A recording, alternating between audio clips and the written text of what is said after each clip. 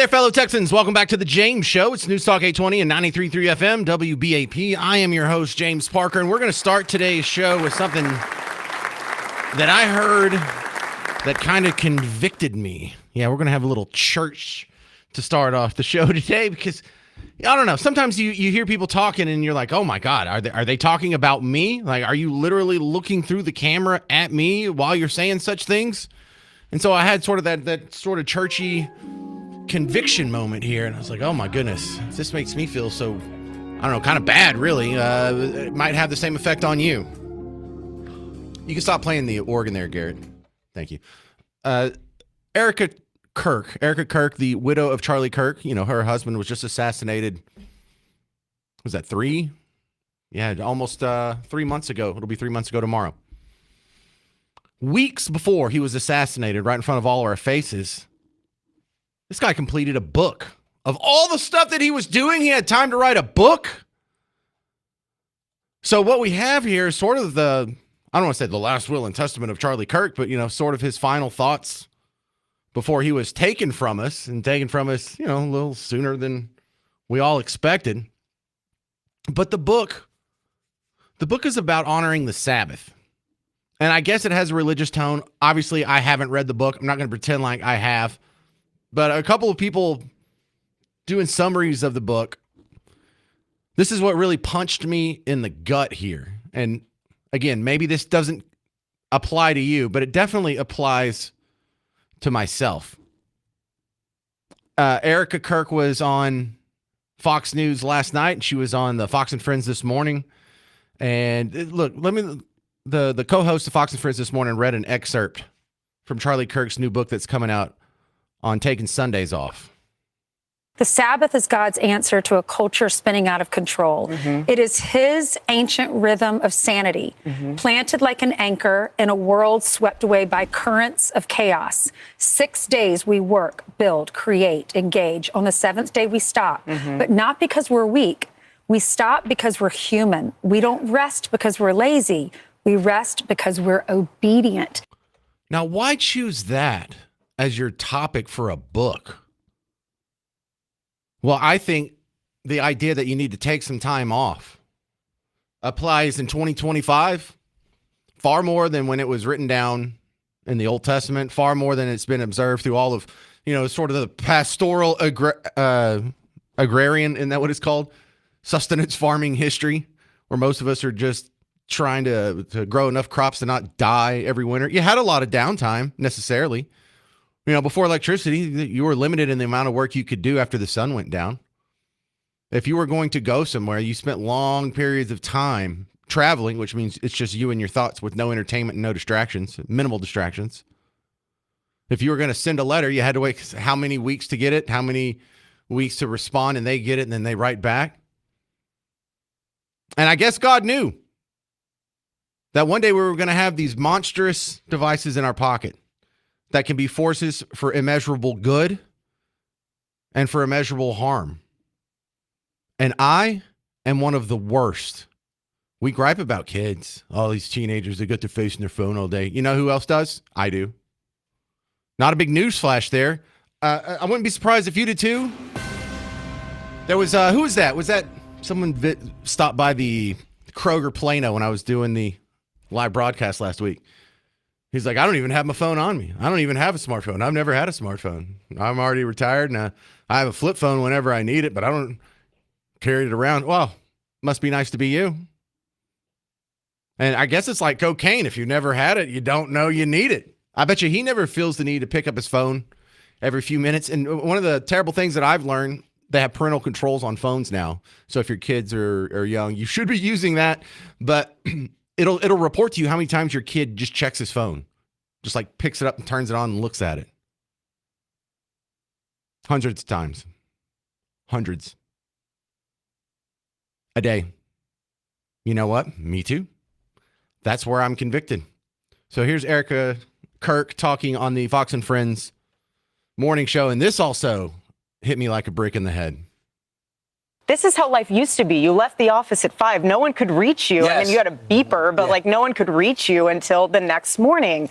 But it's retraining the world you used to have blue laws. Like, it's retraining the world to say, okay, at 5 o'clock, unless it's an emergency, give me a phone call. I'm not going to respond to your text message. I'm with my babies. I'm putting the kids to bed. I'm spending time with my husband. I'm fixing the generational gap because I want to be able to show them rest and importance. You're a priority, not my office. I am the worst about that too.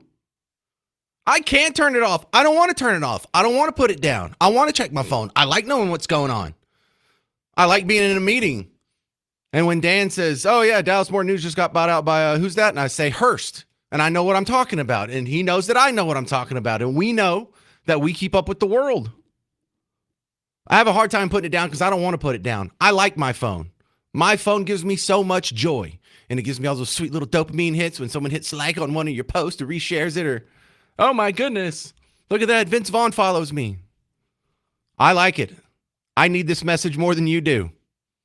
You can go back to, this is from Charlie Kirk at one of his events in June, talking about the topic of his book. It says very, very clearly in the scriptures, for 6 days you shall work, and the seventh day you shall rest. If you are feeling overrun by society, you might be feeling depressed or anxious, here's this one way that you might be able to improve. Turn your phone off for 1 day. No contact, no social media, no work. Your mental health will improve dramatically. You can hang out with friends, you can go for a walk, but don't work for 1 day. That is a day for worship. That is a day for the Lord. That is a day to go be with God. That is a day to read your Bible and be out of the busyness and the hurriedness and the anger and the noise of this world. I don't want to. I think my mental health's fine. I'm not depressed. I don't have suicidal ideation. I'm not sitting there woefully staring out the window wondering if there's any meaning to this whole life. I'm having a great time. I don't want to put my phone down. Someone talked me into this. Do I really need to put my phone down? Do I really need to take a day off? Who says I just can't work every day? Because in my view, there'll be plenty of time to sleep and rest when I'm dead. But I can't know more than the Bible. I can't know more than honor the Sabbath and keep it holy. I can't know more than the 10 Commandments. I've never even written anything on stone. But give me some advice. How do you unplug? First off, convince me to unplug because I don't want to. 800-288-9227. 800-288-9227. More on the message of unplugging once a week coming up on the James Show. But we're doing the 38th annual Cumulus Kids Toy Drive.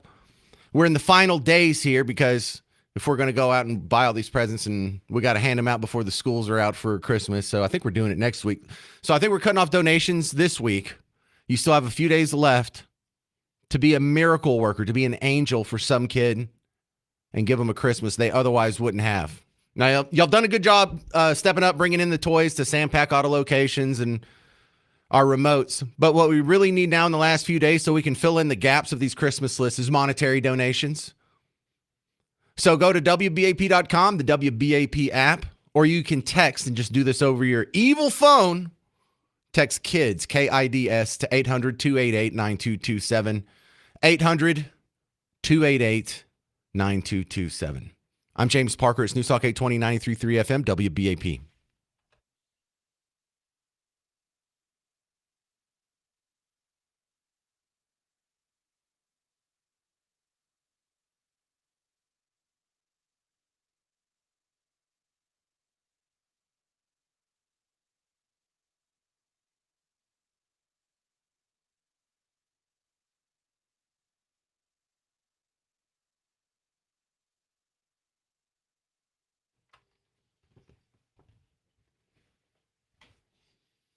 Hey, homeowners, if I haven't talked you into getting Rhino Shield yet, maybe this will get your attention.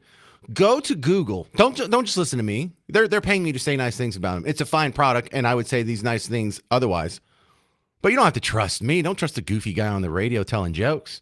Go to Google. Look at some of the 5-star reviews. See if anyone is complaining about it. See if one person is telling you that, well, I put Rhino Shield on a few years ago, and now it's cracking. Now it's flaking. Now it's peeling. Doesn't happen. Go check yourself. See if anybody said, oh, I got Rhino Shield 10 years ago. And I really preferred to pay more on my heating and cooling costs. I really miss those 90% of UV rays that are blocked. I wish they were just absorbing into my house like they used to before I had Rhino Shield. Is anyone saying that? Is anyone going on there and saying, "Oh, it's ugly. I don't like seeing the beautiful texture of my wood or rock or brick under through the Rhino Shield"? See if it's there. Don't just trust me. Yeah, in fact, you should follow up on any of these claims that you hear from any of the people anywhere in the media these days. But Rhino Shield will stand up to your scrutiny. Go do your research. Go to Google. Look at the 5-star reviews. And then give Gary a call. He's going to come out. He'll give you an estimate. He'll show you how the technology works, and then you'll really be convinced because it's like this nanotechnology ceramic thing.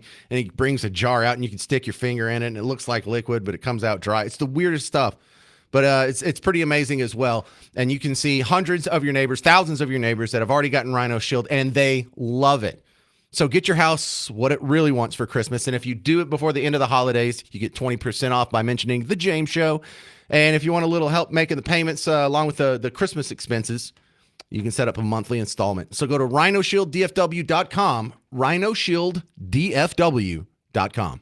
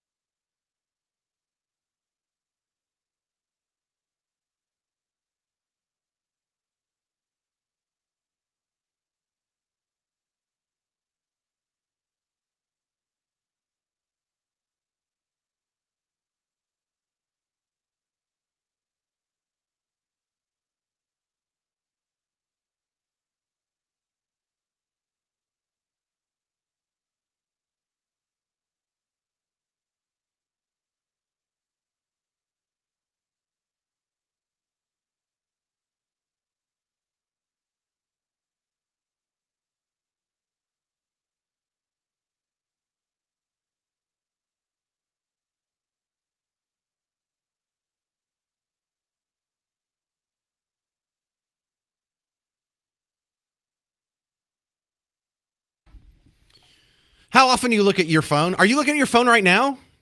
It's the James Show, News Talk 820, 93.3 FM, WBAP. You're home for Markley, Van Camp, and Robbins as well. They're cracking me up while I was getting ready for the James Show today. Sometimes I got to turn it off while I'm getting ready for the show because I end up just listening to them instead of doing my work. But that's the same kind of easily distracted personality that is the worst about the phone. And there's a book that's coming out by Charlie Kirk. It's the last book he wrote. Obviously, he's not going to be writing any more after this. But it's all about honoring the Sabbath.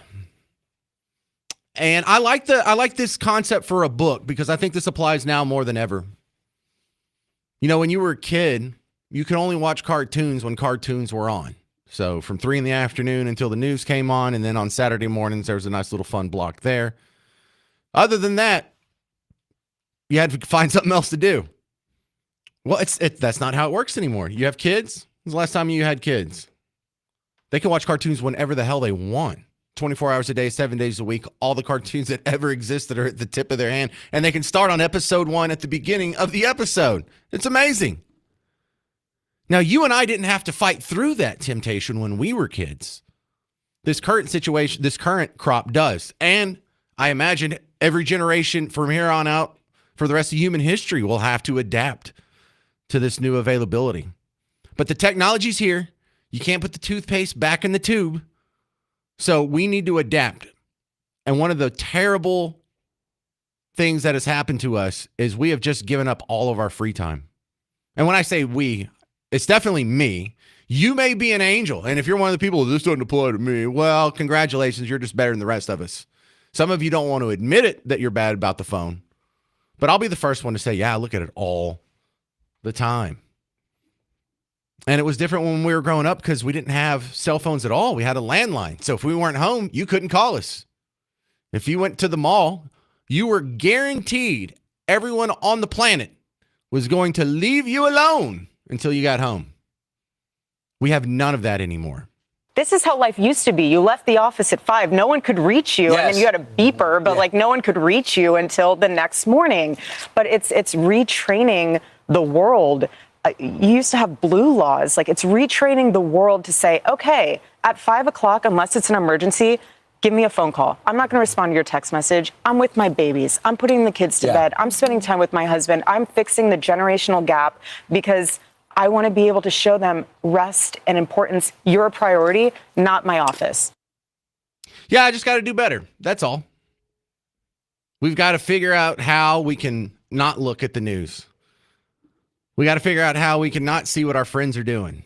We have all the excuses. Well, I wanted to see if Granny was going to meet us, or do they know what time the soccer game is, or what time am I supposed to pick up my kid from the birthday party? Can you really put it down for an entire day? I'm not sure I can. I got to take my daughter to a volleyball tournament. And I think it's like in Waco or something this weekend. What am I going to do? Not get directions from my phone? Not coordinate, find out what time is going to be, the next game's going to be, or where we're meeting up for lunch, or who got pictures? Can you share them in the group chat? I don't know. I mean, for you people who can do that, that must be real nice. I don't even know if I can put it down for an entire Sunday. And that bothers me. 800-288-9227, 800-288-9227. Yeah, well, Miss Parker's over here texting. Hi, Miss Parker. Thank you. She says, I need to put up the phone on Sundays. I'm setting a bad example for the kids. I mean, I guess I'm not looking at TikTok. I'm not looking at cat videos on YouTube. Okay, I'm rarely looking at cat. Okay, sometimes I'm looking at cat videos on YouTube. But some of it's legit. I don't know. It's fun watching because I'm a big fan of humans as a species. I'm a big fan of our capabilities and our ability to adapt to all the new technology that we've already absorbed. It's just tough watching us go through this one because I'm really doing a poor job at it. This is James and Godly. Hey, James, you're on WBAP. Go. Yes, James. I can vouch that I put my phone down on the Sabbath from 6 p.m. Friday evening to 6 p.m. Saturday evening. So you're Jewish? No, people ask that question, especially my children. But if I was Jewish, I have a Jewish mother. Well, your So I'm children not- should know. But I know I have Jewish friends and they observe the Sabbath. And like sometimes when we have Debbie Schlussel on, she can't be on past sundown on a Friday. And so that's the only thing I know about that. I'm really no scholar in the subject. Right. But I'm telling you, James, it changed we've been doing it for 5 years, okay? We don't answer the phone. We don't do anything. We don't watch no type of TV. We'll watch Christian television. My wife and I will pray together. We talk about the things of God. I mean, it's so refreshing. I mean, we get a lot of rest. We get the best rest that we've had all week long. I mean, I James, usually get about 7. do you take my excuse of I have 4 kids and they all have things to do? Someone's got a soccer game or someone was in a play this weekend. We have Christmas band concerts for 3 of the kids coming up this week. I mean, can I use them as an excuse? Can I at least say, I can't do that? I have kids. I mean, how do I do that with kids? Or does that just sound like a BS excuse to you? It's hard to do because I got 4 kids, but they're all grown and gone. I'm up in age, but it's one of those things where you have to start off young and pretty much teach them because so much activities is going on, just like soccer practice, whatever the case may be, and it's kind of hard to break that mode. It's hard to do. All right. Well, you keep have an to- eye on me and keep telling me. I know that's good advice, and I wish I could follow it. I'm just wildly undisciplined. I have issues with impulse control, and I think I'm addicted to the phone. 800-288-9227, 800-288-9227. And what could possibly be the complaint about this? You'll hear from one of the Erica Kirk critics next on The James Show. News Talk 820, 93.3 FM, WBAP.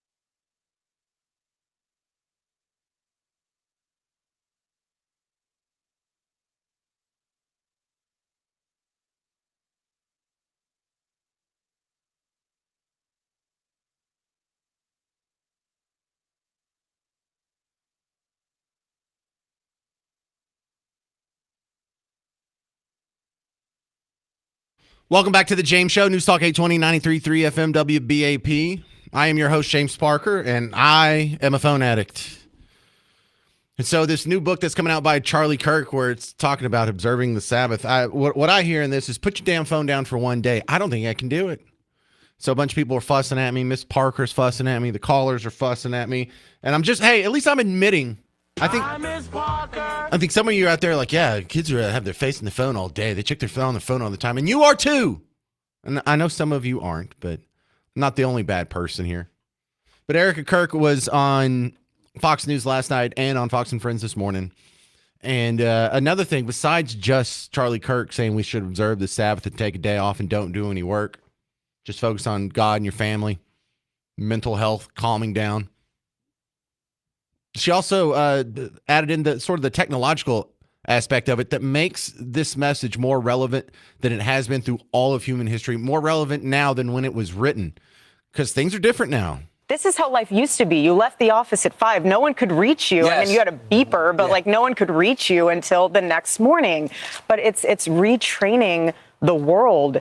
You used to have blue laws. Like it's retraining the world to say, okay, at 5 o'clock, unless it's an emergency, give me a phone call. I'm not going to respond to your text message. I'm with my babies. I'm putting the kids to bed. I'm spending time with my husband. I'm fixing the generational gap because I want to be able to show them rest and importance. You're a priority, not my office.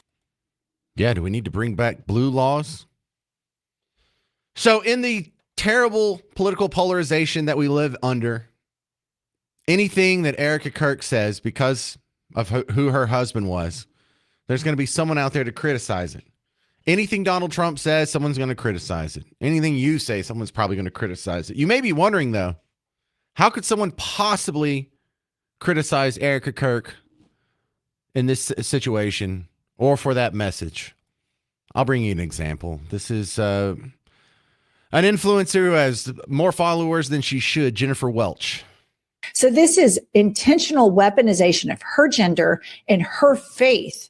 And she is a grifter. And just look at the costume changes. Look at the costume changes. Look at the affect and how she does that. It's wild. This woman should be kicked to the curb. She is an absolute grifter, just like Donald Trump and just like her unrepentant, racist, homophobic husband was. She sounds fun at parties, doesn't she? 800-288-9227 if you have any advice for me on how I can finally put this phone down, because I'm just as addicted as the kids are. This is Reggie in Dallas. You're on WBAP. Hey, James. Hey, Reggie. I know you're a Christian, and I know you probably know that there were different covenants in the Old Testament. God had a covenant with Adam, with Abraham, with Daniel, and others. And we're not under the Old Testament. We're not under the Old Covenant. We're under the New Covenant. And the New Covenant does not require us to keep the Sabbath. I think a lot of people don't understand that. Well, look, So some we're of that under- was addressed we're in the under New Testament. Remember when they were walking through the field and they were doing the thing where you were gleaning from the crops that had already been harvested, trying to get a few grains to eat, and they got fussed because they were technically working on the Sabbath. And he's like, look, bro, we don't have to follow these stupid laws anymore. And I agree with you. I'm not going to go to hell because I don't observe the Sabbath. But just like everything else that's in the 10 Commandments, it's still probably, solid advice, even though it's not technically under the current covenant from which we all have to live under. Because, thou shalt not murder. Still pretty good advice. Thou shalt not steal. Well, we should probably follow that one too. Honor your father and mother, all that other good stuff, not have idols. So, yeah, the honor the Sabbath and keep it holy, even though technically we're not under that covenant, it's still probably good advice. Wouldn't you agree to that? I would agree. I would agree to it in some aspects, but in today's culture, American culture, you have a five-day work week for most people. Others have a 4-day work week, and then there's some like traveling nurses that have a 3-day work week. So I don't see it, the benefit there. You follow me? I do, but look, I've got 7 days out of every week to go out and make money, and I have a hard time putting one of those down too. Thank you very much, Reggie. I appreciate it. Let's go to Jeff in Fort Worth. Hey, Jeff, you're on WBAP. Hey, James. I was just listening to your show. And here a few weeks ago, my family and my wife and I went to New York City together. I accidentally left my phone in my pickup in the park. Yeah, Sorry. in the that's okay. In the parking lot there at the airport. It was amazing how well I did without my phone for 5 or 6 days. The only thing I had to worry about was not getting lost and separated from them in New York City. Well, that's different when you have someone standing next to you with a phone. But yeah, boy, maybe. whenever I go out of the house without my phone these days, I feel like I'm not wearing pants. Like I feel so exposed and naked, and like I don't know how I'm going to get home, even though I lived the majority of my life without a cell phone. Thank you very much, Jeff. I appreciate that story. All right, we're rolling through the 38th annual Cumulus Kids Toy Drive. We're in the home stretch now. We started off a little slow, but we've been making up pretty good ground. Do not let off the gas. You've been telling yourself, oh, I'm going to make a donation when I get a chance. I'll make a donation before it's over. We'll stop putting it off because we're running out of days. We need to take that money. We need to go buy the toys that are on the list that weren't already donated. And then we're going to take them next week to Charles Nash Elementary in Fort Worth and Martin Luther King Jr. Arts Academy here in Dallas. And it's with the help of our friends at the Sampac Auto Dealership, the Dan Harker and the Empower Home team. Thank you very much to them for helping us out. Kroger helped us out, a couple of remotes, and dropped off a lot of toys there. So do not forget about the kids. You have a couple days left to make a donation. Just go ahead and make it now. Go to WBAP.com, the WBAP app, or you can text KIDS to 800-288-9227. KIDS, KIDS, to 800-288-9227. All right, coming up next, Arlington is looking at getting rid of their gay laws. It's the James Show, News Talk 820, 93.3 FM, WBAP.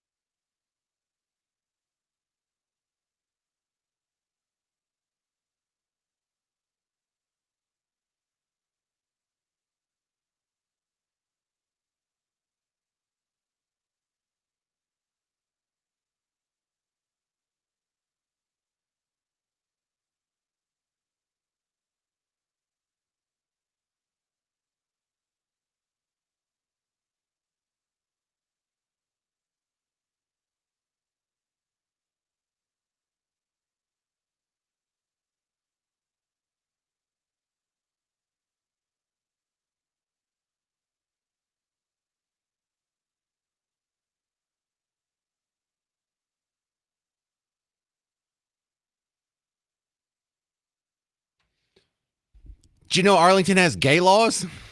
I know it sounds stupid when you put it like that, but it's true. It's the James Show, News Talk 820, 93.3 FM, WBAP. Your home for Markley, Van Camp, and Robbins. They were cracking me up before the show today. If you like me, you'll definitely like them. Give them a shot. But yeah, so Arlington's having a very important meeting tonight to decide if they're going to continue being gay. I mean, not exactly. WFAA can say it better. Yeah, it is a decision that many cities across North Texas are facing after an executive order from President Donald Trump threatened to strip funding from any city that continues DEI. Later today, Arlington could become one of the first cities in the U.S. to remove protections for LGBT residents. Brittany Moncrief is live from City Hall. And Brittany, there's a big campaign to stop this from happening.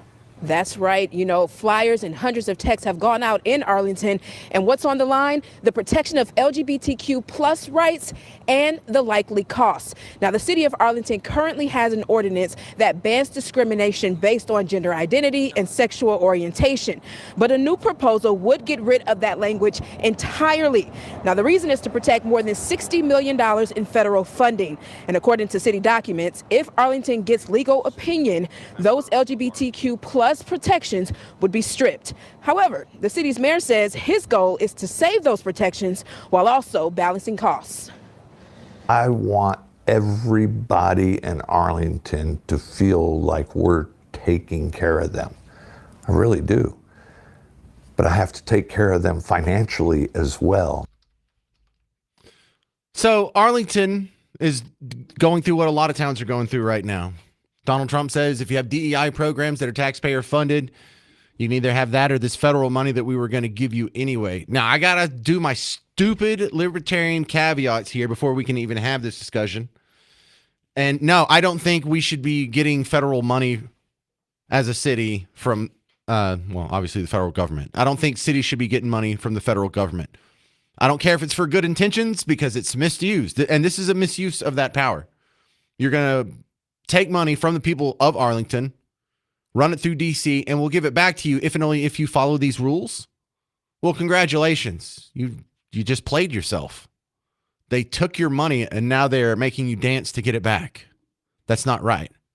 However, in the world that we have to live in, where this is a thing, Arlington definitely should get rid of the laws, but just the reporting around it, the discussion around it, I don't get it at all. Oh, we're stripping your rights away. What can they not do tomorrow that they can do today? I'm assuming they're going to get rid of the laws at the meeting after the James show's over.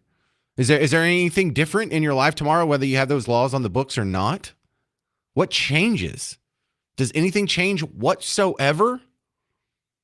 Because this is the kind of thing they talk about when they're attacking the LGBT community. We're stripping their rights away. Stripping your rights away. Is there a law that says you can't discriminate against straight white guys? No?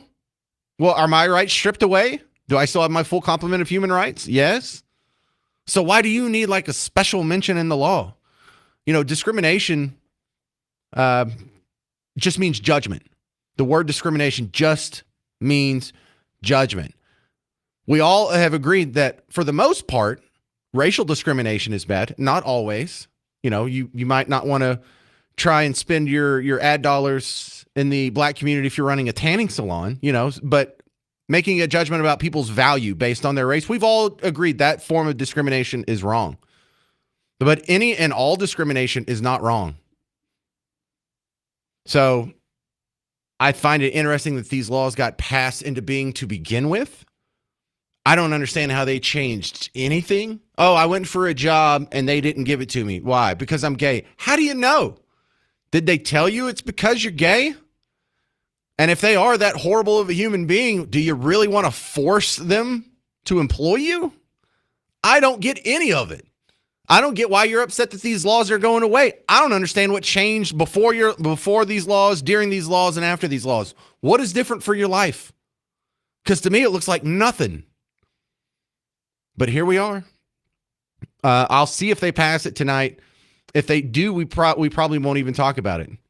If they don't, now we have a real interesting discussion, because once you answer the questions, what's different about your life before these laws, during these laws, and if these laws were to be repealed, then you got to ask, is it really worth giving up the millions and millions of federal funding that's coming your way?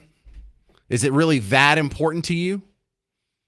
You better be able to tell me how your life is different if you're going to be slapping millions of dollars away from the people of your city over this. 800-288-9227. 800-288-9227. Again, not trying to be a butthead. I just don't get how this changes anything. All right, have you heard of the Satch Vai Band? It's a portmanteau. Joe Satriani, Steve Vai. They took their last names and smushed them together. And they're on tour. It's called the Surfing with the Hydra 2026 tour. It will be at Music Hall at Fair Park on April 17th. You can get tickets and information at livenation.com or listen to the WBAP Morning Show this week to find out how you could win a pair of tickets. They gave them away on, what year is it? This morning, I heard that part. So listen to WBAP Morning Show or go to livenation.com. Coming up next on The James Show, Jasmine's in the race, and we're going to have a lot of fun with the audio. I'm James Parker. It's News Talk 820, 93.3 FM, WBAP.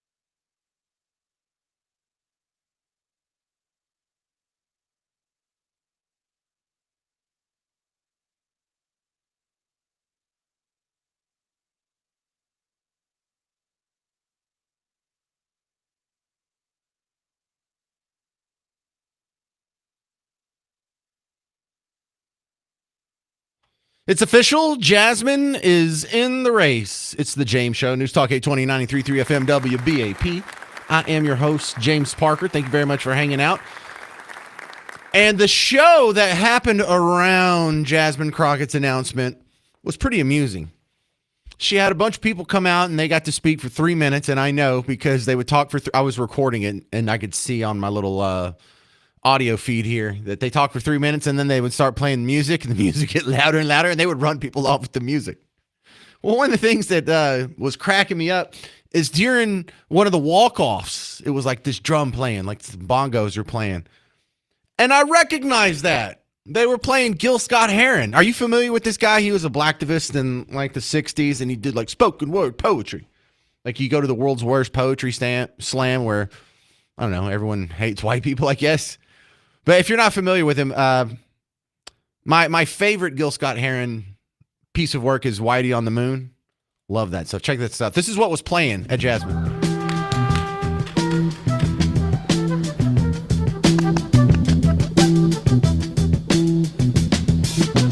You will not be able to stay home, brother. All right. So that wasn't audio I was playing from his album. That was from Jasmine's rally last night. Fun stuff. And then she had a bunch of people. I don't think you would recognize most of them, but a lot of them kind of talk like this. Events, and I'm there with them. I tell them, I say, hey, I'm part of y'all.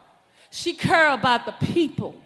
She care about our well-being. She care about the community. It's not about money with her. It's about what can we do to make it better for us as a community.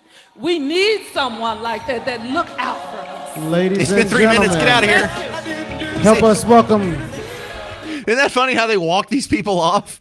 I mean, they just put 3 minutes. They started playing the music. They ramped it up quick on her. But no, it's always the excitement builds because what Jasmine are you going to get today? Are you going to get private school Jasmine? Or are you going to get street Jasmine? So she went back and forth. There was code switching within her own little 30-minute intro speech. But it started out with the fun version of Jasmine Crockett. Now, there are those that say, ain't no way we done tried it 50 kinds of ways. Let me be clear. Y'all ain't never tried it the JC way. We used to telling us what I can't do, but they have no idea what Crockett's crew will do. And so I just want to be clear for all the haters in the back. Listen up real loud. We gonna get this thing done. Yes, that is for all the haters in the back. For all the haters in the back. We gonna get this thing done. Now, I know that most people are listening either to give you the best report to make her look awesome, or they're listening and they're going to report on this to play the stuff that makes her sound the dumbest or least likable. I'm going to do a little bit of both. I'm going to try and be fair here because, look, she actually did talk about some policy. We'll get to that in a little bit. But I was looking really for the reason she was going to say she jumped in the race. Because here's the truth. The reason she jumped in the race is because she polls better than Colin Allred. The Democrat powers that be, the people who actually pull the strings and control the funding behind the scenes knew that. And I don't know if why necessarily. Maybe it's the accents, but there is no doubt she's a much bigger name. She's going to do better at the polls than Colin Allred ever would because she has been in the media so much. She's been on the weekend shows so much. But also, Colin Allred, when you talk like this and like a white guy. I was raised by a single mom. Mom was a public school teacher who often worked 2 jobs to make ends meet. So when we talk about lowering costs, when we went to the grocery store when I was growing up and swiped the debit card and said a little prayer. But my mom and my community in Texas gave me a chance to chase my version. No. Look, Colin, that's not going to work. You're conjugating all your verbs correctly. You're saying all the consonants at the end of your words. You don't sound ignorant. You're not purposely dumbing yourself down. That's not what sells these days, Colin. You're going to have to dumb it down a little bit. And make no mistake, I don't think Jasmine Crockett's dumb, but she definitely dumbs it down in certain scenarios for certain audiences. And the truth is, it works. But here's her motivation. I'm done. I'm done watching the American dream on life support while Trump tries to pull the plug. The gloves have been off, and now I'm jumping into the ring. I'm asking for your support to be the next United States Senator from the greatest state of Texas.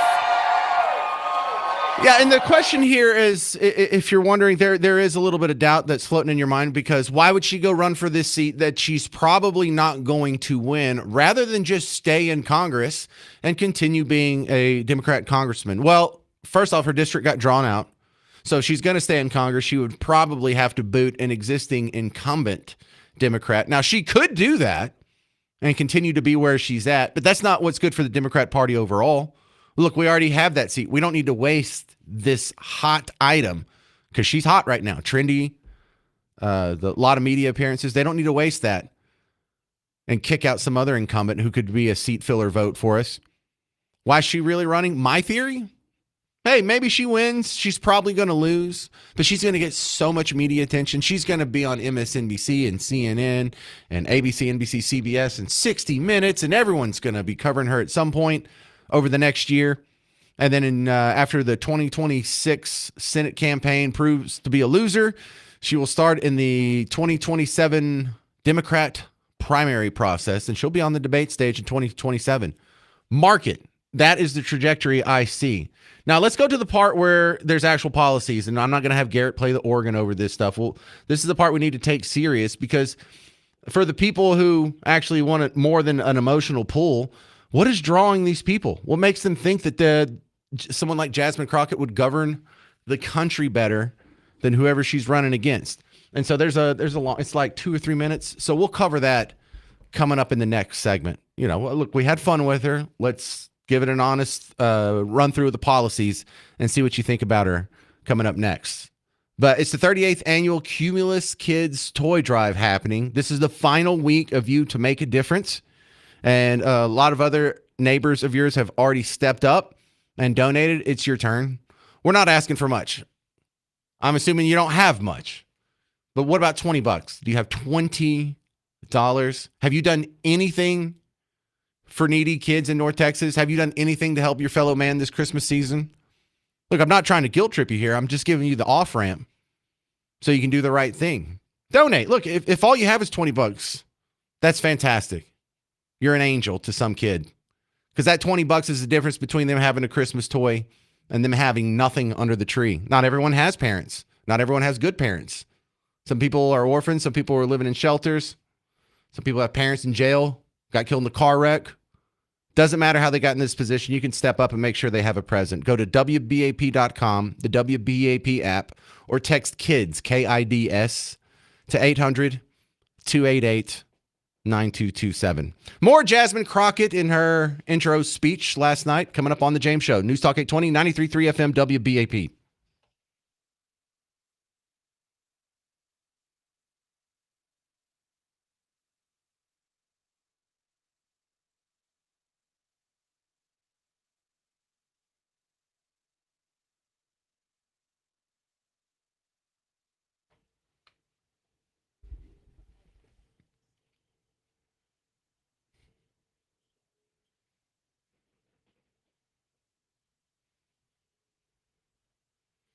Hey, football fans, James Parker here for the Prize Picks app.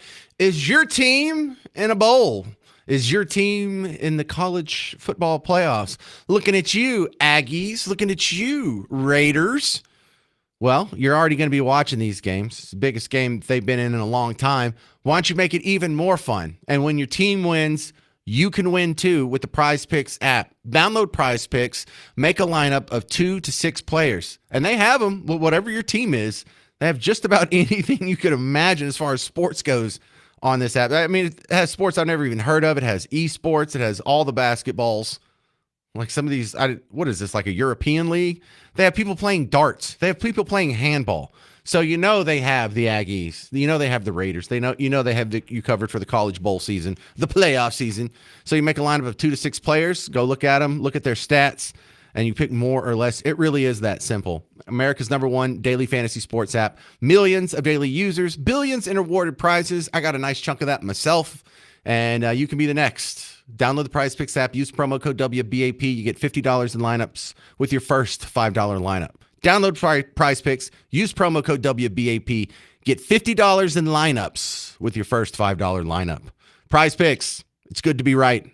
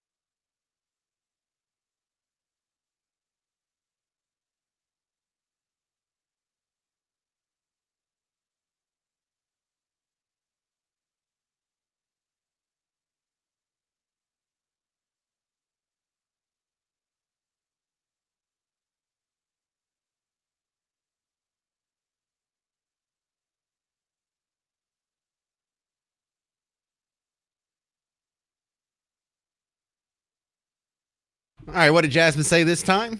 It's the James Show, News Talk 820, 93.3 FM, WBAP. I am your host, James Sparker. Last night, she said a lot. There's not a whole lot of chances. In fact, when's the last time we ever heard Jasmine Crockett sit down and talk for 30 minutes straight? I'm sure it's happened before, but I can't think of the last time. And so a lot of it was showboating. A lot of it was talking about how, Trumpers are evil and stupid and got it. But I wanted to actually give her a fair shot and look at the meat and bones because, whatever's in the package, not nearly as important as how they govern. When we talk about, when she affects an accent, or when we talk about her appearance or what she was wearing, or she was dressed like the witch from Wicked or whatever, doesn't really matter. For all of those complaints or just those highlights, if they voted the way I wanted to, if they supported the policies, if she supported the policies I preferred, I would vote for someone like Jasmine Crockett in a second. If Jasmine Crockett switched, and she very well might on a long enough time scale, that's one of my theories, I would have no problem voting for Jasmine Crockett if and only if she starts supporting free market capitalism and generally the Constitution as envisioned by the Founding Fathers and yada, yada, yada. So we'll try and go through most of this. It takes a long time, though, because we'll do the start-stop thing.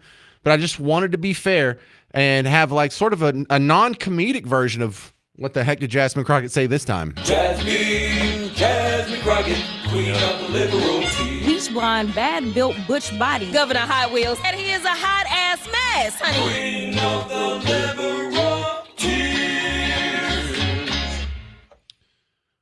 Last night, Jasmine Crockett on policy.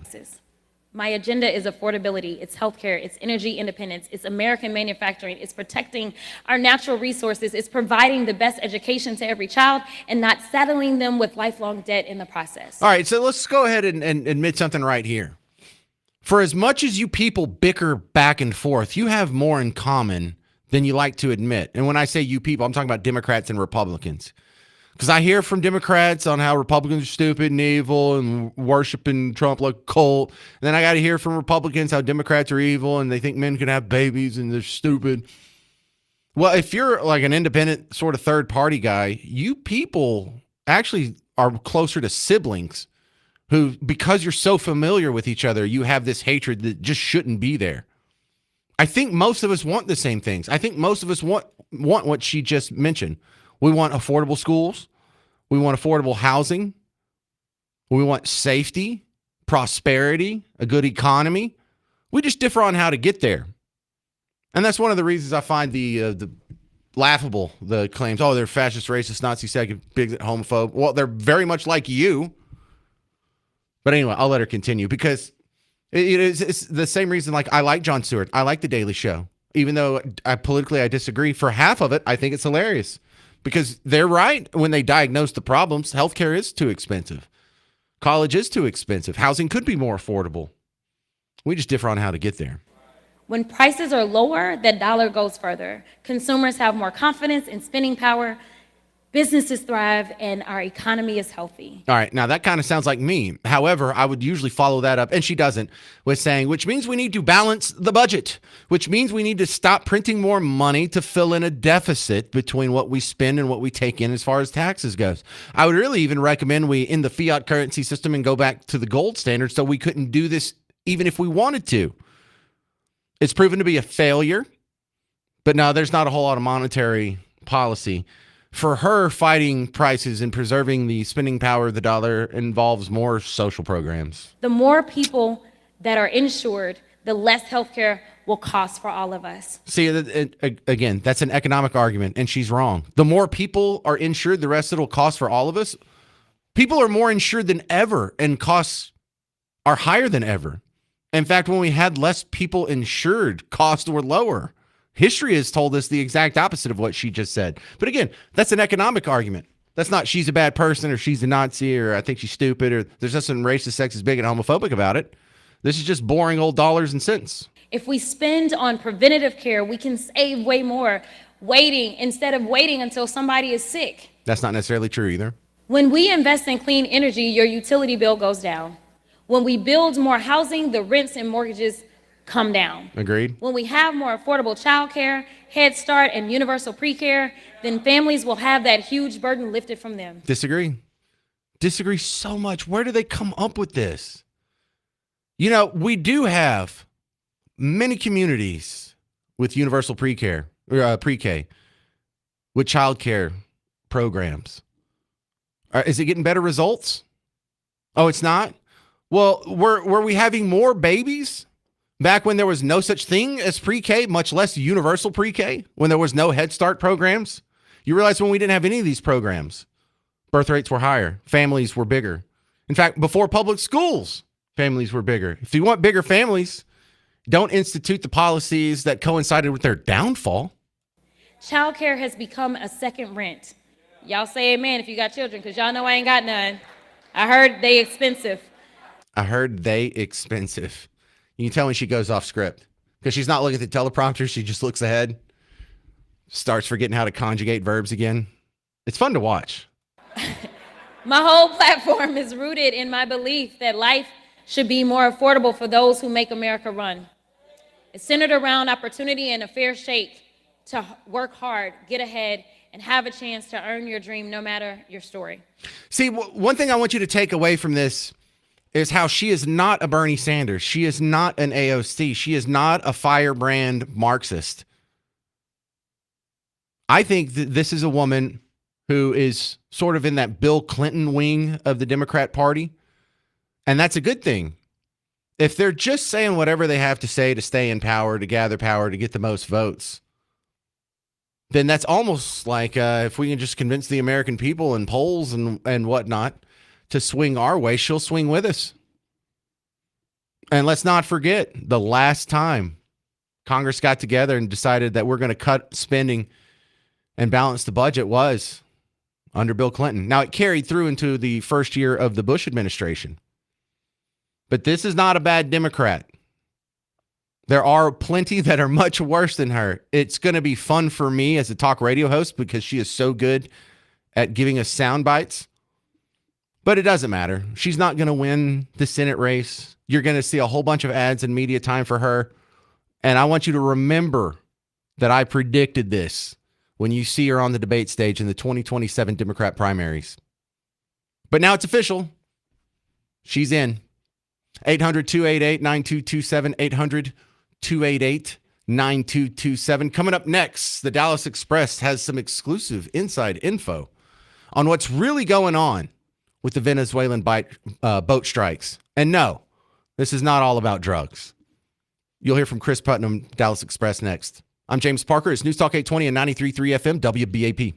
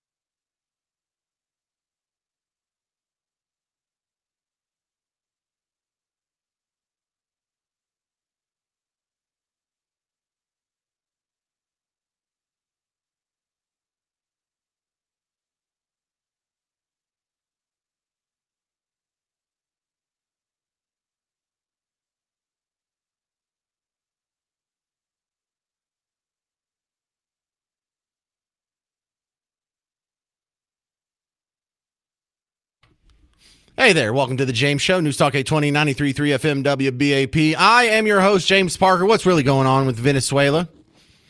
The drug boat strikes are interesting because I have a feeling that when we go revisit this in a few months from now, I don't know, maybe a year or two from now, we'll know what this really was about. Because I can tell you what it's not about. It's not about drugs. It's not about keeping fentanyl off the streets of our hometowns. How do I know that? Well, because you wouldn't be hitting the boats from Venezuela first. You'd probably start with Colombia or Mexico, wouldn't you? Colombia, the biggest producer and launch point for the drugs. Mexico, the trafficker of first resort. Usually the last one to touch the drugs before they get into the United States. But we're starting with Venezuela. Why is that? So we know it's not about drugs. And the running theory goes, and Dallas Express is not afraid to say this. The thought process is this is all about regime change for Maduro. Now, Maduro's been a thorn in the side of the United States. I kind of enjoy having one of the great textbook examples on how socialism can take the wealthiest country in Latin America and make it among the least wealthy countries in Latin America. And that's a bold statement because there's Latin America is not filled with economic success stories. But if it's not about drugs and it's about Maduro, why the drugs? Well, Maduro and Venezuela are gifted by sitting on top of the world's largest proven oil reserves. And that's kind of a jimmied number, but officially speaking, yes, Venezuela has largest proven oil reserves, bigger than Saudi Arabia, bigger than Russia, bigger than the United States. I don't know if they actually have more than we do. We just haven't tapped all of our reserves and measured them yet. But that being said, the obvious source of wealth for a country like Venezuela, oil industry, the problem is they nationalized all the oil platforms and infrastructure that American and, well, to be fair, British and Dutch companies had built down there too. And that's how it goes for a lot of third world countries. Oh, look, we have all these mineral resources, but we don't have the technology to take advantage of it. So some enterprising capitalist pig in a first world country will go out there. They'll build them the infrastructure. They'll extract the minerals, whether it's, coal or oil or cobalt or whatever the heck it is. They'll show them how to do it, make the money do it, and then they seize it and kick them out. That's where Aramco came from, the Saudi Arabian oil company. And then what usually happens after that, we've seen this over and over in almost every developed country it's been tried. They will seize the infrastructure. They will seize all the oil platforms offshore and all the drilling fields on the land, the pipelines to distribute it, the refining factories to make it something that you can actually do something with. And then it starts to degrade. And then what happens after a few years of this, when the production starts to go down and they can't get it to come back up and it's in a downward spiral, is they will go back to these countries that built the infrastructure for them to begin with, from whom they stole it.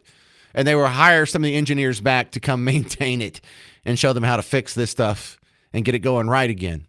The problem Venezuela has is they can't go back to America and the Netherlands and England and say, hey, all this great oil infrastructure you built it. Can we have some engineers? Can we just hire a few of your nerds to come tell us how to fix this?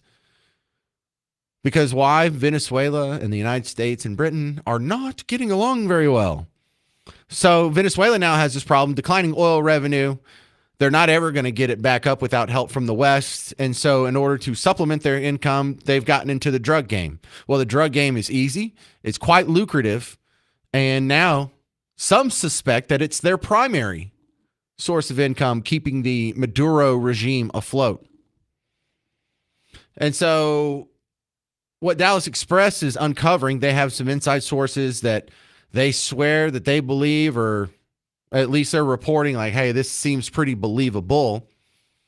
But it's not a coincidence so many Tren de Aragua members ended up in certain communities in America. Because you may ask yourself, look, you're caught up in a cartel. You're caught up in gang violence. You're just a regular old street soldier hustling dope in Caracas. Are you really going through the visa process? Are you really trying to get your green card? Are you really qualifying for an H-1B visa? Are you really you're networking through your business associates and getting sponsored for a job that can get you into the United States? Or is there just some program where we were importing people from countries and the countries themselves looks like they got to choose who they sent? Okay, so if you assume that, then the next step is if you're Maduro and you're trying to get a bigger market share from the biggest drug consumer in the world, the United States. Hey, we're number one when it comes to drugs. Who would you send? Well, you certainly wouldn't send your petroleum engineers.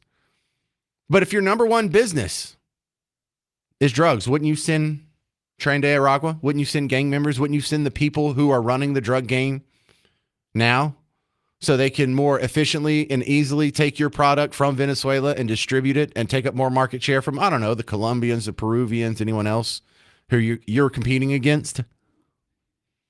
And once you put all these pieces of the puzzle together, it makes sense. No, this isn't about oil. And this isn't about drugs. This is kind of about immigration and drugs, sort of. But it's really getting at one thing: regime change. Dallas Express is reporting that recruiting for the Venezuelan military has gone through the roof. They swore in 5,600 new soldiers last week. And now you're seeing another strange behavior pattern. Maduro himself. He's got as these socialist dictators will do, they have the propaganda posters, they have the mottos, they have the slogans, they have the sayings. And his is no war, yes peace. And what Maduro did is he took an excerpt from one of his speeches and he had it remixed into a song. Check this out. It's annoying, but war, yes peace, forever, forever, forever. Decirle al pueblo de Estados Unidos, no a la guerra. No war. No queremos una guerra en el Caribe ni en Sudamérica. No. Not war. So what he's saying here is like, this is a message to the people of America. And I think he says, I want a number 4 taco grande or something like that. I'm kidding. But no, it's no war, no peace. Clearly, English isn't his first language, and he's painfully put this together. But James, why are you playing me this stupid song? Well, I can explain why. ¿Cómo se dice en inglés? Yeah, I don't know how you say that in English is what he just said there. So now what he does is he goes and he does speeches, and that little spoken word part you hear at the beginning, he ends his speeches with that, and then they just kick in the remix, and then he starts doing the Trump dance, where he takes the two fists and he pumps them back and forth like an internal combustion piston. So here he is using the song at a speech last week. Look at this level of propaganda. It's pretty smart. De todas las universidades de Estados Unidos, con el movimiento estudiantil venezolano, en una sola voz para decir, war, no, no war, yes, peace. See, then you hear on the speakers, they start voluming up. No queremos una guerra en el Caribe ni en Sudamérica. No, not war, yes, peace. No a la guerra loca. Okay, so now he's off the microphone and he's just on stage and he's doing the Trump dance. This is how he ends his speeches now. He made a remix of one of his own speeches. It's a dance remix or reggaeton or whatever this is. And he's kind of in English, has this no to war, yes to peace, and he does the song. I don't know, that's kind of funny. That cracks me up. This is the guy who we're going to go to war against? Someone wants to go to war. Don't mark me on that, but I think that's what we're all getting at here. 800-288-9227. 800-288-9227. We're doing the Cumulus Kids Toy Drive. It's the 38th annual Cumulus Kids Toy Drive. We have just a few days left to make donations. And I want you to stop putting it off. You've heard me talk about this for a couple weeks now. And you're like, I'll do that. I think I'm going to do it this year. Well, do it now. I'm not asking for a whole lot. $20. You got $20? Go to WBAP.com. There's the link to where you can donate in the headline rotator. You can go to the WBAP app. You'll find it real easy there on the front. Or you can text KIDS, KIDS, to 800-288-9227. KIDS to 800-288-9227 and bring a Christmas miracle to some kid in North Texas. I'm James Parker. It's News Talk 820, 93.3 FM, WBAP.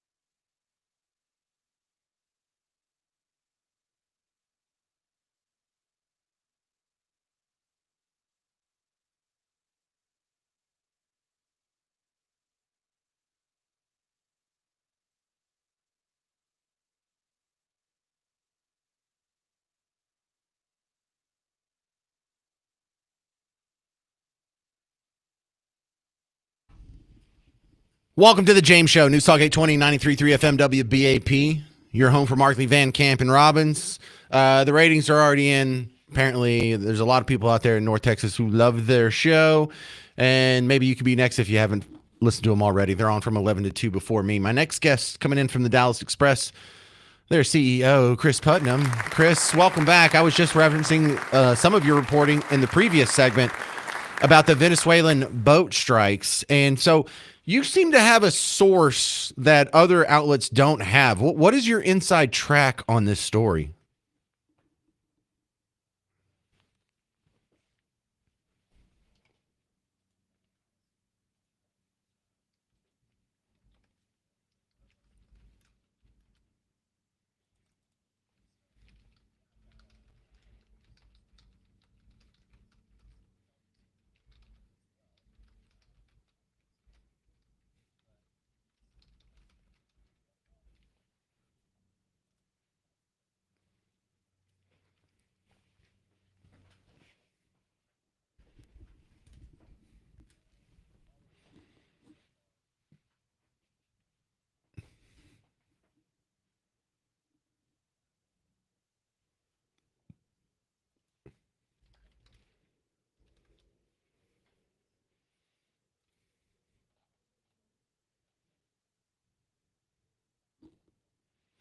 So on DallasExpress.com, y'all have a story how Maduro exported Tren de Aragua to the U.S. How did he?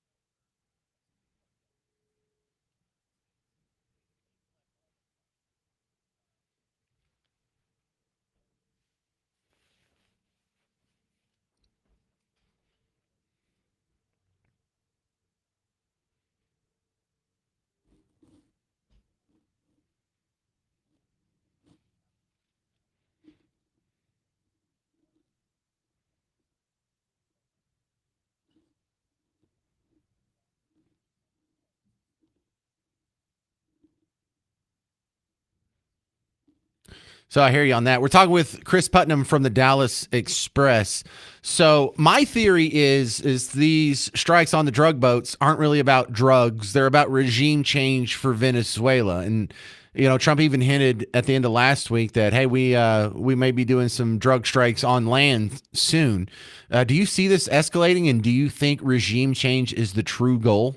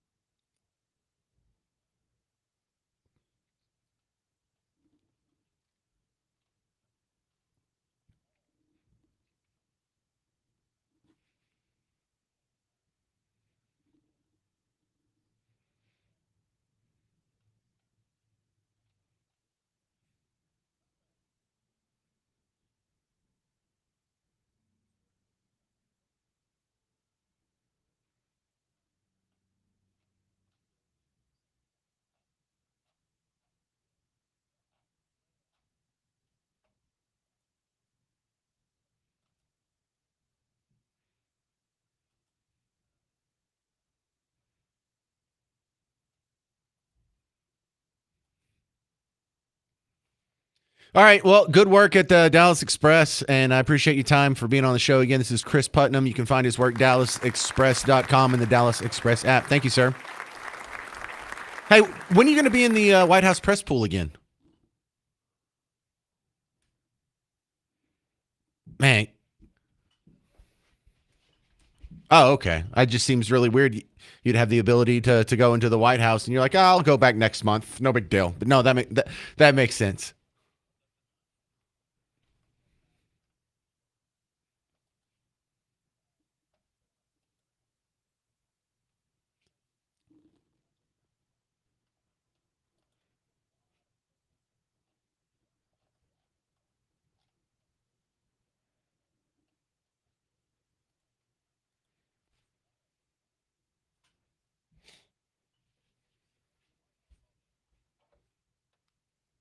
All right, you make it that now it sounds boring. Thank you very much. That's Chris Putnam from the Dallas Express. Coming up next on the James Show, a proposed law in Iowa would make fathers pay for 50% of pregnancy costs.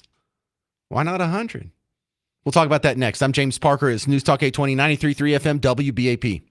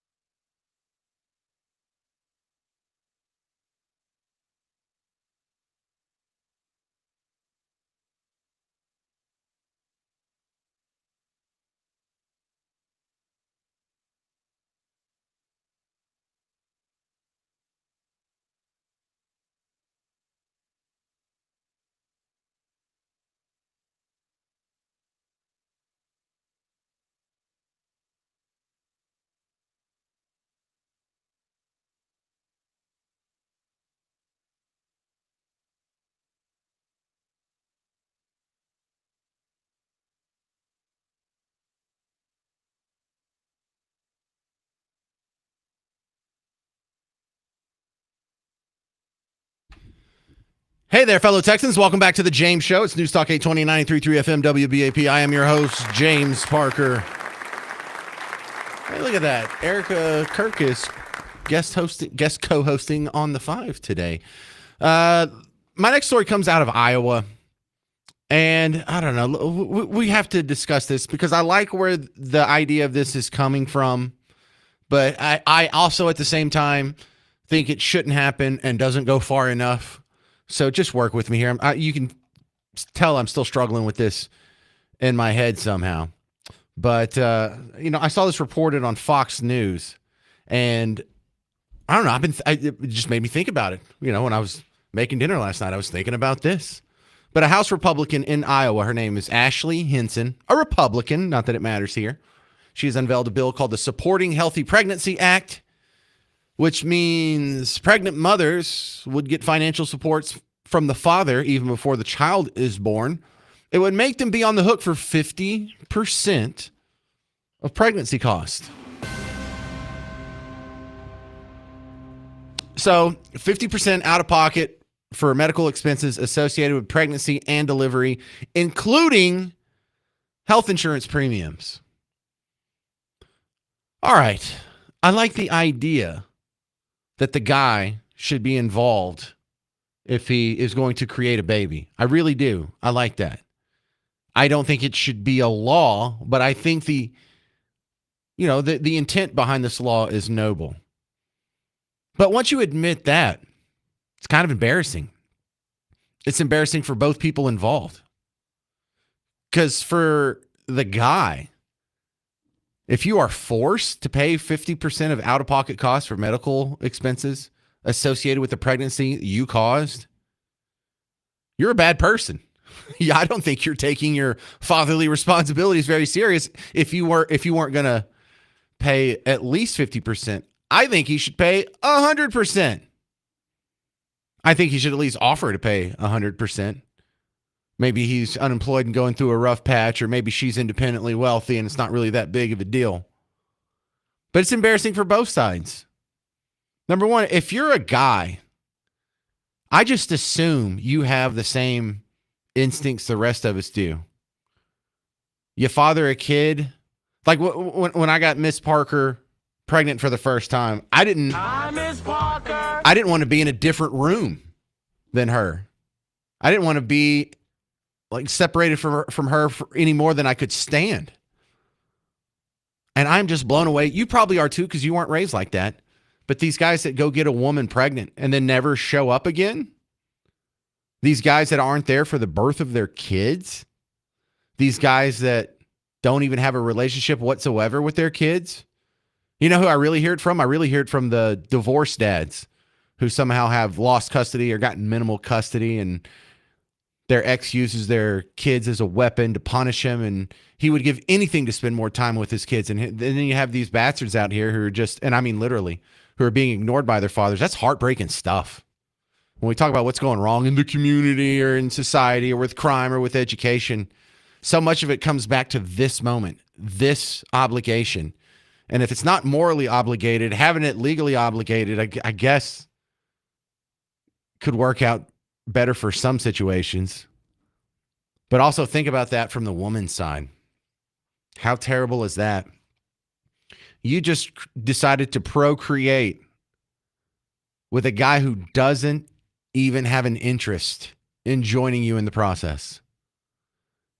You have just been impregnated by a guy who pretty much wants nothing to do with you. You know, it's tough for so many people that have kids, they get married, they have kids, and they've got to find out eventually over the years that maybe they didn't marry their soulmate. Maybe this isn't the perfect couple. Maybe if they had to do it all over again, they would have chosen someone different. But they stick it out, the old stay together for the kids, or we'll just work through whatever, or I'm not giving up, or I'm going to honor my vows. There's some sort of nobility, some sort of dignity in that. Although, maybe sort of a miserable existence. But just abandoning, that's worse. That's terrible. And so I feel so sorry for the women out there who get knocked up by some guy who then discards them and their child like trash. Good God. So the other thing, if you want to like take the emotion out of this, you want to take the societal moral obligations out of this and just look at this legally, it's kind of a hard law to write. What counts as an out-of-pocket medical expense? They were sure to include health insurance premiums in there. So let me get this straight. If I go have another night at the club and I knock up some lucky lady or unlucky lady, really, if she finds out she's pregnant, she can immediately start clocking me to pay half of her health insurance premiums under this law. Yes. Now the payments must be formally requested by the mother before the father is legally obligated to make them. So if the mother wants to abandon the dad and just pay for it all herself, she has the right to do that. So this just sounds like child support beginning before birth. You got to share the cost of the child you created. And so legally speaking, I find this very interesting. We want the dad to be involved, but just financially. How about there's some sort of reciprocation? Because I think for the dads who pay all their child support and they actually pay it on time, or especially if they do above and beyond what the court mandates, there's no way they shouldn't have at least 50-50 custody. I also think the guy should be involved in other things before the child's born. What if we had a law? Would that be fair if we had a law that said before you go get an abortion, you have to get the dad to sign off on it too? You have to have both parents in agreement that we're going to kill their child? Because it's not just her kid. It's half his kid too. If he's going to be on the hook for the cost of the pregnancy, can he not also have a say-so if that same pregnancy is terminated? So one thing, I don't like the bill. I wouldn't support it, but I like the conversations it brings up. I like the way it makes people think. I like the questions it makes people ask. I like the answers that you necessarily have to give to some of these questions. But this lady's come up with a few good bills when you do a little more research on her. She had another bill that would mandate that pregnant women in higher education institutions know what rights and resources they have on campus in an effort to give them more options aside from abortions, which I thought that was interesting because they've always used academics and academia to push left-wing things, whether it's Title IX or the DEI office or whatever the latest protest is. But what about for, pregnancy options? Why don't we use the campus as a jumping ground for that ideological push? So what do you think about that? You like this law that says men should be on the hook for 50% of pregnancy costs, medical costs associated with pregnancies? 800-288-9227. 800-288-9227. All right, we are in the last few days of the 38th annual Cumulus Kids Toy Drive. And if you have an unwrapped present, brand new, that you like to donate, we're still taking those. But what we really need now is donations. This is how we make up for the lost ground. And we're almost made up. We had a slow start. I don't know what it was. It's been a rough year, I guess. But we need the monetary donations to go in and get the items on the Christmas lists that weren't already donated. And so you may think, well, this doesn't feel like charity. I'm not actually going and buying a present. I'm not dropping it off anywhere. I'm just tapping some buttons on my phone and sliding some money across that I won't even miss. No, that's the right thing to do. Go to WBAP.com, go to the WBAP app, or you can text KIDS, KIDS, to 800-288-9227. Make a monetary donation that way. And be an angel. Make a Christmas miracle for one of your neighbor kids in North Texas. You got $20? That's all I'm asking. All right, your calls on this new Iowa proposal next on The James Show. News Talk 820, 93.3 FM, WBAP.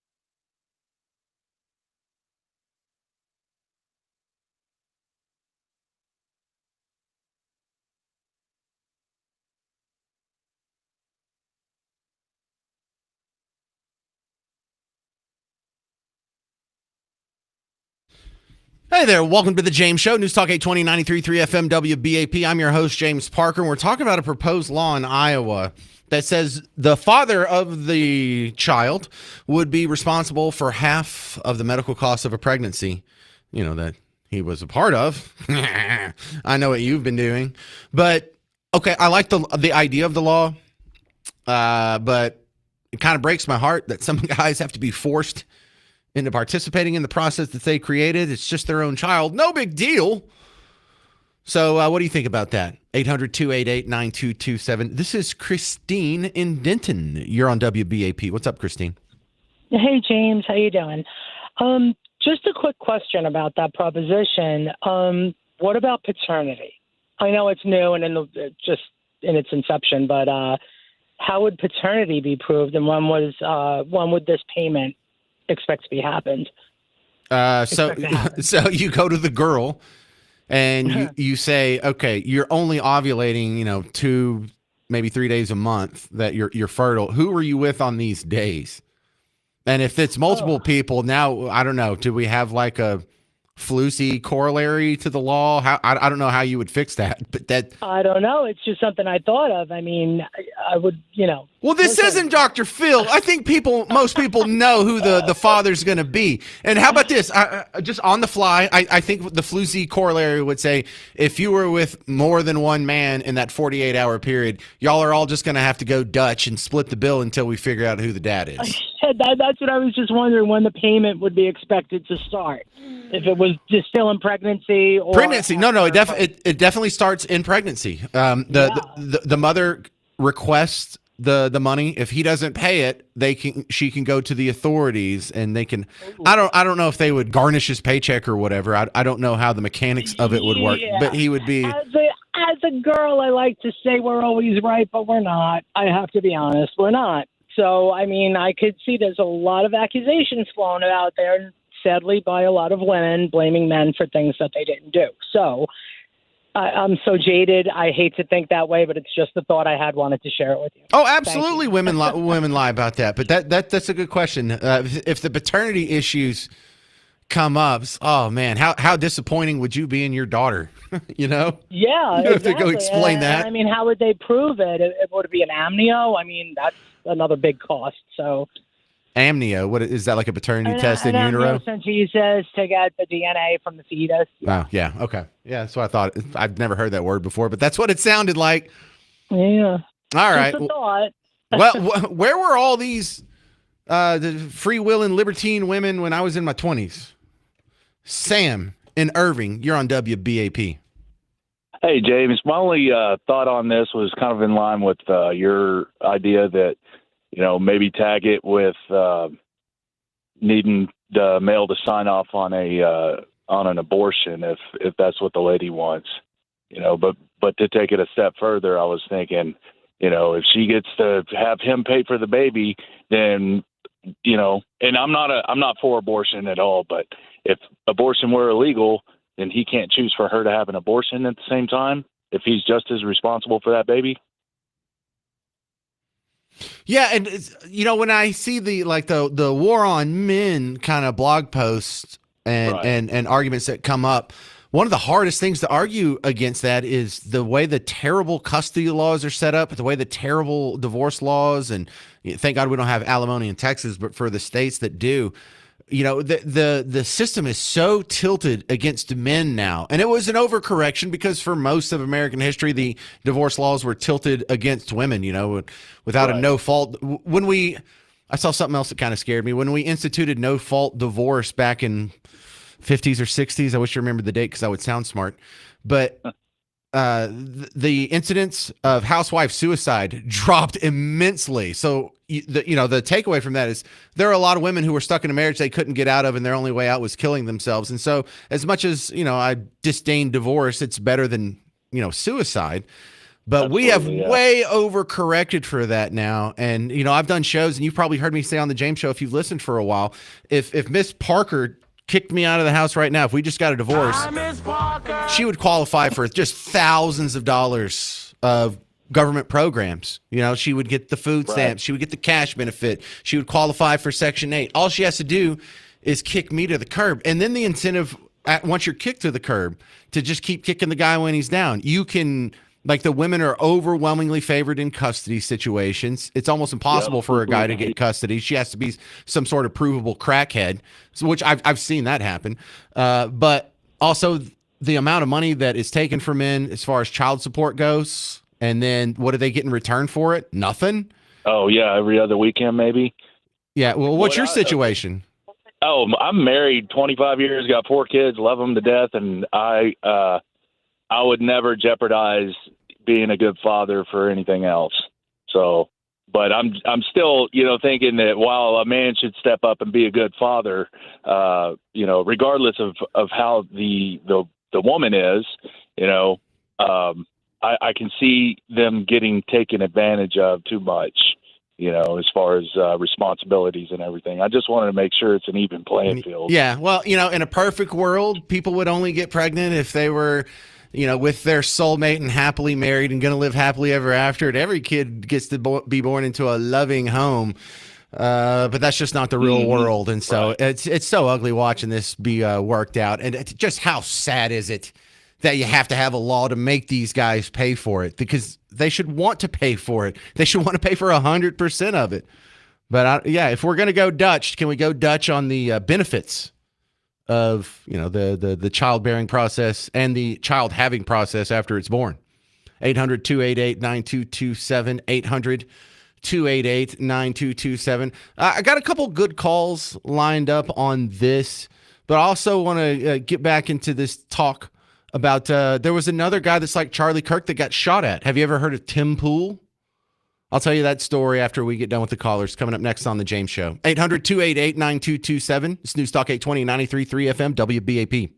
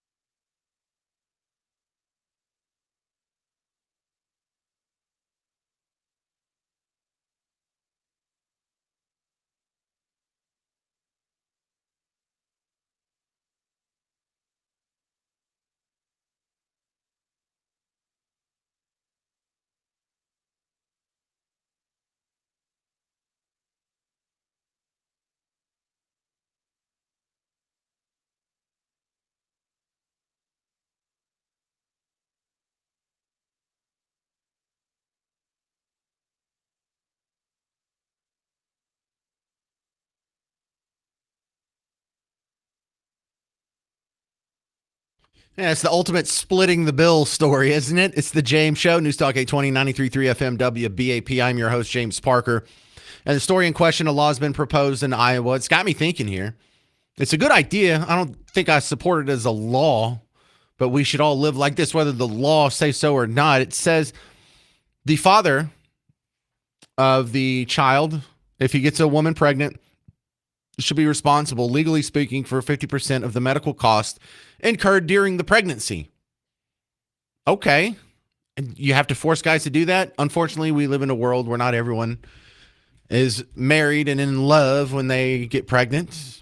Some people downright loathe each other. Some people, it's just a one-night stand. They have no real connection. Oops, babies. Well, you're on the hook for half of it. I think that's sad. I think that's sad that women are willing to give up the most precious gift that they have to some guy who won't even cover half the bill if the lady gets pregnant from said act. But we live in a world full of flawed people, and I don't know. It seems crazy that we even need a law like this, that we have enough of this happening that someone feels like it needs to be addressed. Because, I mean, it does. I just don't think this is the way to do it, but let's see what everyone else thinks. Oh, by the way, Rachel said over here on Facebook on the break, she said, would the man's health insurance pick up the cost? Because insurance companies would stop unwanted pregnancies faster than you know what. Faster than they are made? All right, with that, Randy Rockwall, you're on WBAP. Hey, glad to talk to you. The person earlier who said, what about if there's multiple or unknown? Well, in that situation, what could be done is confront the guys. If one of the guys accepts it, then that's cool. That's great. If none of the guys accept it, or if there's only one guy and the guy denies it, then it's delayed until the baby is born, do a blood test, and then he has to pay afterwards. And I would tag on to it court fees if he initially denies it and is proven to be the father. Damn, Randy, why aren't you in charge? Hey, put me in charge. I'd love to work. Yeah, do you remember like in the 90s when they had like the Jerry Springer and Maury Povich, you are not the father, and then they would dance real crazy on the stage and have a good old time? Or it'd be like you are the father, and then the woman would dance and there'd be like a fun little time. Remember how shocking that was to all of us in the 90s? Like, how could you be pregnant and not know? Or how could you be pregnant and lie to a guy? You know, both of those scenarios are were mind blowing in the 1990s. We're like, look at this. This is like seeing a unicorn on TV. And now you don't even get ratings for that because it's so pedestrian. You know, and not to say like you did that or I did that or anyone in our family does that, but someone adjacent to us has done that. Yes, absolutely. I love Jerry Springer one time made a comment saying in an interview, said he has no idea why anybody on earth ever accepts an invitation from him. Oh, no kidding. You've got to be asking for it. It's like, oh no. Like the guys who, the woman's out there. It's like, I'm cheating on my husband with 4 different guys. And then they meet all the guys and then now let's meet the husband. And it's like, he walks out and he's finding out for the first time. Yeah, that's my nightmare is if you're invited to go on one of those shows and they don't tell you what's going on. Because I would just immediately be like, Miss Parker, what did you do? What am I about to be surprised with? I don't think she's capable of such things, but that's the only example I had. Wade in Fort Worth, you're on WBAP. Hey, James. Just wanted to say I've got some experience with child support, not through myself, but through my son. He obviously impregnated a woman, and they tried to make it work out and live together, and she kicked him out 3 times in 2 months. Said just go on home. He later ended up in jail, unfortunately. Not a violent crime or anything like that. I assume drugs. No, alcohol, DWI. Yeah, that counts. Yeah, go ahead. It's an intoxicant. But anyway, when he got out, they went to child support, and child support. Obviously, he wasn't making money for 2.5 years. And then child support, gave a figure to him, and it was backloaded, which I understand, to the time of birth. But there is no real consideration for what the man tries to do. I'm kind of defending my son. I mean, he's been trying to work and everything else. He's got to pay, I think it's like $600 a month in child support, and he makes $3,100 a month. There's no consideration for what the mother makes versus what the father makes. I understand the father has a responsibility, and I'm all in. Well, look, here's the scary part. You paint your son as, sort of on the lower rungs of society, but this is a problem that we see even when Mel Gibson got split up from his wife and he got drugged through the coals in a custody battle. Like, you don't think Mel Gibson's a fit father? You're going to keep Mel Gibson away from his own kids? The other one was Johnny Depp in his divorce situation, and he just got absolutely raked. So you can be in the bottom class, you can be in the middle class, you can be in the upper class. If you're a man, a woman can just destroy you with divorce courts. I agree with that. It's not divorce, obviously. Yeah, you're right. Family planning courts. I'm sorry, I'm not a lawyer. I mix up my words sometimes, but I'm glad y'all give me a little grace. You understand my intent there, don't you? But I love the conversation that this law brings up, and thank you for calling Wade in Fort Worth. Because, okay, I like the idea of the guy being legally responsible for half of the cost, but I think he should also get roped into half of the non-financial aspects of child rearing too. And if this is a guy who keeps up with his payments, he should at least get 50-50 custody. If this is a guy who actually follows through and keeps up with his payments, he should, like, if the woman decides halfway through the pregnancy and her second or third meeting with the doctor that she doesn't want to go through it and she wants to have an abortion, he should have a say-so in that as well. 800-288-9227, 800-288-9227. Because I have a sort of another abortion story tied in with the gun story coming up next, but it's along the same lines as this, but more of a cussing at the media moment. Stick around, more James Show on the way. It's News Talk 820, 93.3 FM, WBAP. It's our 38th annual Cumulus Kids Toy Drive. We are in the home stretch now, and what we are looking for is monetary donations. And you think, listen, Parker, I'm not rich. I'm not one of the guys you're talking to. Leave that to some guy that's driving around in a Rolls Royce, lighting his cigars with $100 bills. No, you can spare $20. You could probably spare $40, but I'll just hit you for 20. And if you feel compelled to do so, if you feel a little conviction right now during this live spot, there's an easy way for you to feel better. It's by doing the right thing. Go to WBAP.com. Donate $20. You can use the WBAP app, or you can text the word KIDS, KIDS, to 800-228 or 288-9227. I'll say it again, 800-288-9227. And you can be the angel that makes a Christmas miracle for some young kid in North Texas. I'm James Parker. It's News Talk 820, 93.3 FM, WBAP.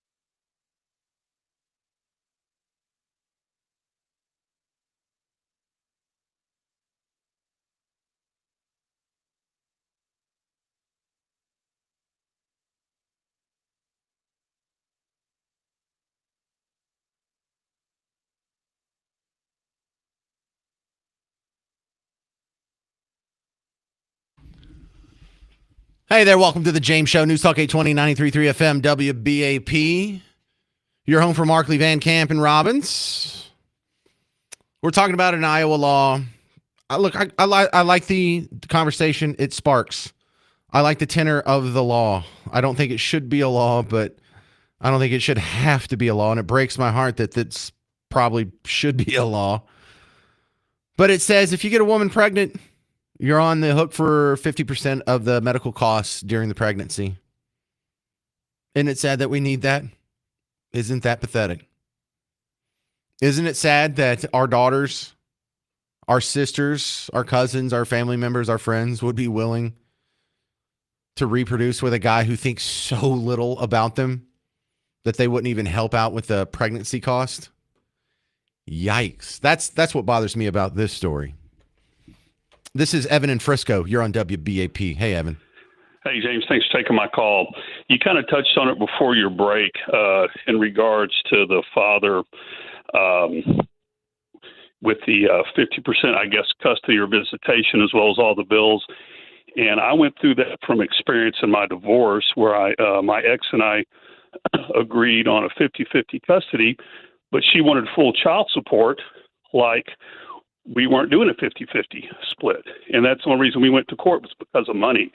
So I think that if this is going to come out of the gates with the father paying half of the medical and doctor's bills during the pregnancy, then it should just go ahead and roll on up to dad automatically getting 50% visitation, as well as paying 50% of the medical until, or, you know, whatever, all expenses for the child until something else comes along. I absolutely love that. Here's what I think they should do, though, because what's actually best for the kid is if they cohabitate. Now, I know they're not getting along very well, and they might not be soulmates, but we could just make a legal contract here where they're going to agree to share the cost 50-50. They're going to live together. They're going to have the custody 50-50, and they're going to, you know, sort of combine their efforts for the betterment of the kids. But we already have that, Evan and Frisco. It's called marriage. Well, I know that's it's so sad to talk about. Yep. It's so sad because the dirty little secret here, Evan, is you and I get called racist, sexist, bigot, homophobe. We're just driven by hate. That's all they do. Donald Trump is just driving up hate. And really all we want to do is for people to fall in love and get married, make a family, stay together, have some kids, have a lot of kids, have enough kids to at least replace us and not die off like some sort of failing minnow population. But yeah, the solution here is, not to sound like a dork, but love. yeah, I mean, you know, things aren't ideal. So, in a perfect world, that's what would happen. And there's plenty of dads that want to be fathers out there, and there's some that don't want to have anything to do. And for the latter, you know what? If they don't want to be involved in their kids' life, then fine, to make them pay the maximum amount of child support, since mom's going to do all the work, and they're not. There's not going to be somewhat of a little bit of a father-child relationship. In the perfect world, that wouldn't happen. But too bad we don't live in a perfect world, Evan. All right, that's going to about do it for the James Show. Man, I feel so down now. I'm going to have to go watch a Hallmark movie when I get home about some people falling in love. But listen, on tomorrow's show, I can already tell you one of the stories I'm going to do is there's a guy that killed himself with a gun accident. It's not really that big of a deal on its own. But we're going to review the way these things are reported, because in your entire life, have you heard one report in the news about a woman who died from a botched abortion? Now, does it never happen, or does it never make the news? Why is that? Because you know it happens. It does happen. Just spoiler alert. It doesn't happen very often. Slightly less often than accidental gun deaths, but it does happen. Why does one make news and the other doesn't? Yeah, come back for that answer tomorrow on The James Show. In the meantime, if you need more James Show action, go check out the podcast and stick around. Mark Levin's coming up next on News Talk 820, 93.3 FM, WBAP.